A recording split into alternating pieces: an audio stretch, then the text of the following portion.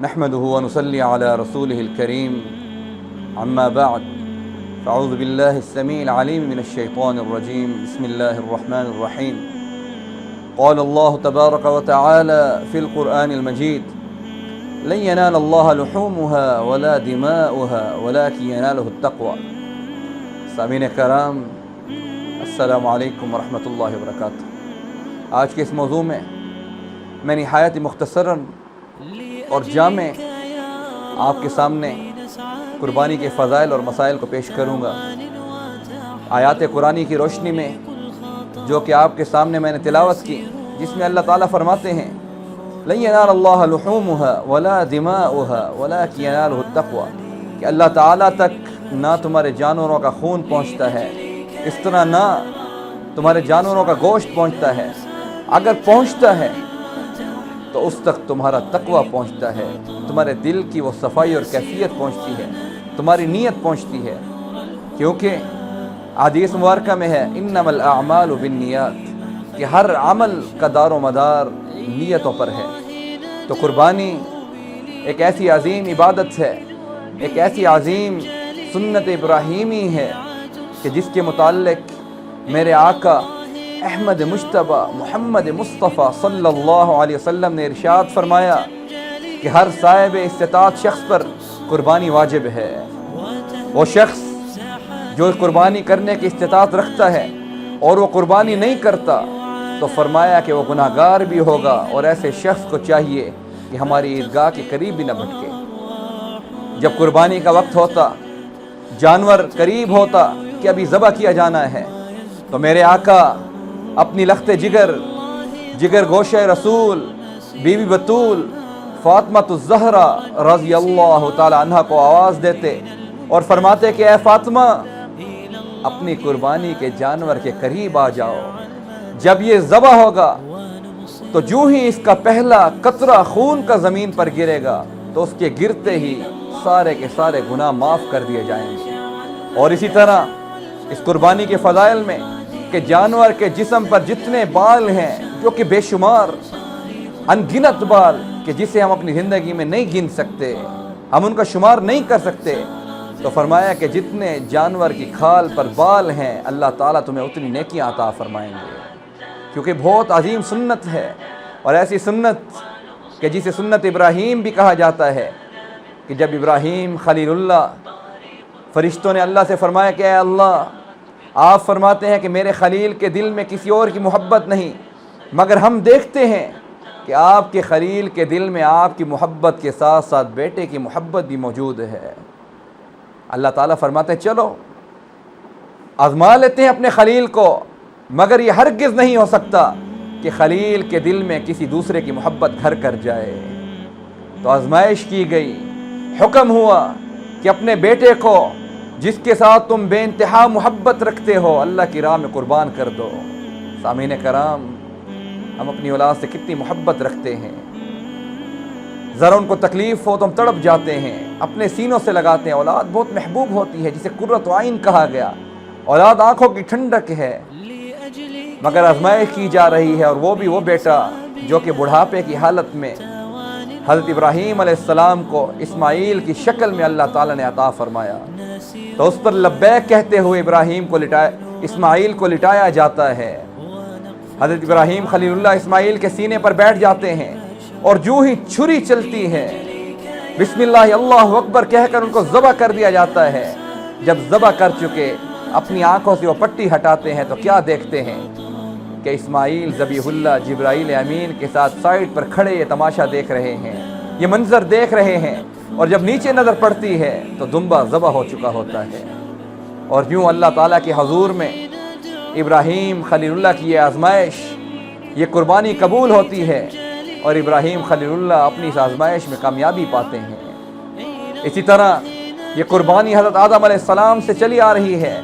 جب حابیل اور قابیل نے رب کے حضور میں نذرانے کے طور پر اپنی قربانیاں پیش کی، تو اس میں حابیل نے رب کے حضور میں دمبا پیش کیا جو کہ پہاڑ پر رکھ کے آئے، اور قابیل نے اپنی قربانی کے طور پر اپنی زراعت میں سے کچھ غلہ رب کے حضور میں پیش کیا. اس وقت کے دستور کے مطابق آسمان سے آگ اترتی تھی، آسمان سے آگ اتری اور آگ نے اترتے ہی حابیل کے اس دمبے کو اچک لیا، تو گویا کہ حابیل کی قربانی قبول ہو گئی اور وہ دمبے کی قربانی تھی۔ تو میرے دوستو، یہ قربانی اللہ تعالیٰ کی ان آیات کی روشنی میں کہ صرف اور صرف اخلاص پر مبنی ہے، اور رسول اللہ صلی اللہ علیہ وسلم کا فرمان ہے، میرے آقا کا فرمان ہے کہ قیامت کے دن یہی جانور اپنی کھروں کے ساتھ، اپنی کھال کے ساتھ، گوشت کے ساتھ رب کے حضور میں آ کر گواہی دے گا، اور یہی قربانیاں ہماری سواریاں ہوں گی کہ جن پر سوار ہو کر ہم جنت میں داخل ہوں گے۔ تو اس لیے اس میں اخلاص کا ہونا نہایت ضروری ہے، اور خصوصاً ان اشخاص کے لیے جو کہ اجتماعی قربانیاں کرتے ہیں۔ روایات میں آتا ہے کہ اگر ایک شخص کے دل میں بھی تھوڑا سا کھوٹ پیدا ہو گیا تو ساری کی ساری 7 بندوں کی قربانی ضائع ہو جائے گی۔ کیوں؟ اللہ تعالیٰ تم سے اخلاص مانگتے ہیں، گوشت نہیں مانگتے۔ اللہ تمہاری اس کیفیت کو دیکھتے ہیں، تمہارے دل کی اس صفائی کو دیکھتے ہیں، خالصتاً اپنی رضا کو دیکھتے ہیں۔ اللہ تک تمہارا خون نہیں پہنچتا، ان جانوروں کا خون نہیں پہنچتا۔ اس لیے سب کو انڈیویجولی طور پر، انفرادی طور پر اپنی نیت صاف رکھنی چاہیے، تاکہ ایسے نہ ہو کہ کسی ایک کے دل میں یہ خیال پیدا ہو جائے کہ یہ گوشت مجھے کم ملا، مجھے ہڈیاں ملیں، یا یہ قربانی فلاں گوشت زیادہ لے کر چلا جائے گا۔ اگر ایسا خیال پیدا ہو گیا تو سب کی قربانی ضائع ہو جائے گی۔ آئیے اب مختصراً میں آپ کو قربانی کے جانور کے متعلق بتاتا ہوں کہ قربانی کا جانور کس نوعیت کا ہونا چاہیے۔ بہیمۃ الانعام میں وہ جانور جو کہ ہمارے پالتو جانور ہیں، جن میں گائے، بھینس، بیل، بکری، دمبا، بھیڑ، اونٹ، یہ جانور شامل ہیں۔ اس کے علاوہ اگر ہرن، اس طرح نیل گائے، یہ جنگلی جو جانور ہیں جو کہ حلال ہیں، مگر ان کی قربانی نہیں ہوگی۔ قربانی میں صرف بیل، بھینس، اس طرح بھینسا، گائے، بکرا، بکری، دمبا، بھیڑ، یہ چوپائے شامل ہیں۔ اب آئیے یہ جانور کس نوعیت کے ہونے چاہیے۔ حدیث مبارکہ میں آتا ہے کہ جب تم اللہ تعالیٰ کے حضور میں اپنی قربانی کا جانور منتخب کرو تو نہایت خوبصورت، صحت مند، ہٹا کٹا اور بے عیب ہونا چاہیے۔ وہ جانور جو کہ لنگڑا کر چلتا ہے، اس کی قربانی نہیں ہوتی۔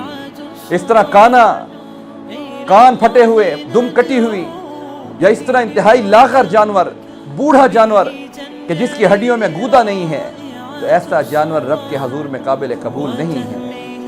اس طرح وہ جانور کہ جس کی کھال پھٹی ہوئی ہے، ایسا جانور رب کے حضور میں قابل قبول نہیں۔ ایسا جانور کہ جس کا سینگ جڑ سے ٹوٹا ہوا ہے، وہ عیبدار ہے، اس کی قربانی رب کے حضور میں قبول نہیں ہے۔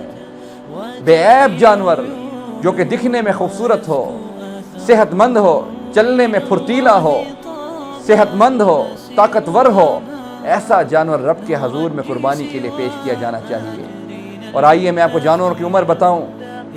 اونٹ جو کہ قربانی کے لیے منتخب کیا جاتا ہے، اس کی عمر کم سے کم 5 سال ہو۔ اور دوندہ جانور، اس طرح بیل، گائے، اس طرح بھینسا، بھینس، ان کی عمر کم سے کم 2 سال ہو، اور ان کے دودھ کے 2 دانت نکل چکے ہوں۔ اس سے بڑی جتنی بھی عمر ہو کوئی مذائقہ نہیں، مگر بوڑھے نہ ہوں۔ ایسا نہیں کہ بالکل لاغر جانور ہوں۔ اس طرح بھیڑ، بکری، دمبا، بکرا، ان کی عمر کم سے کم 1 سال ہو۔ اور ہاں، اس میں ائمہ کرام نے رعایت دی کہ اگر کوئی جانور جو کہ 6 ماہ کا، ان چھوٹے جانوروں میں بکری، بکرا، دمبا، بھیڑ، اگر 6 ماہ کا ہے، مگر اپنی صحت کے اعتبار سے، قد کے اعتبار سے جب ان کو 1 سال کے بکرا، بکری یا بھیڑ کے ساتھ کھڑا کیا جائے تو ان کے برابر ہو جائے، تو اس 6 ماہ والے جانور کی قربانی بھی ہو جائے گی۔ سامعین کرام، ایک مرتبہ پھر کہ یہ معاملہ اخلاص کا ہے، اس پر مجھے رسول اللہ صلی اللہ علیہ وسلم کی وہ حدیث مبارکہ یاد آتی ہے کہ جس میں جبرائیل امین سوال کرتے ہیں، یا رسول اللہ احسان کیا ہے؟ تو اس کے جواب میں، میرے آقا نامدار، میری نسلیں قربان، فدا کا بھی و امی یا رسول اللہ، میرے ماں باپ قربان، میں قربان ہو جاؤں آپ کی ذات اقدس پر یا رسول اللہ۔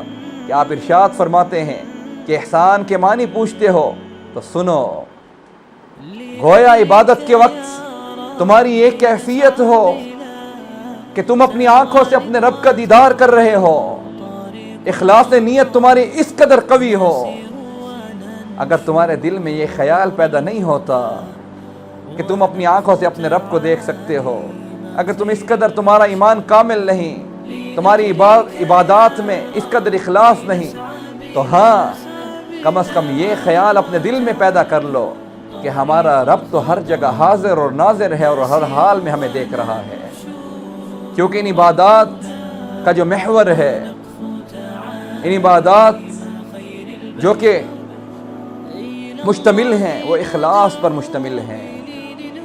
جتنا زیادہ اخلاص ہوگا اتنی زیادہ ہماری عبادات قابل قبول ہوں گی، اور رب کو ہمارا اخلاص ہی چاہیے کہ میرے بندے کے دل میں میری کتنی محبت ہے، میرے بندے کے دل میں میری کتنی تڑپ ہے، میرے بندے کے دل میں میرا کتنا پیار ہے، اور کتنے اخلاص کے ساتھ وہ میری عبادت کو، میری بندگی کو کرتا ہے۔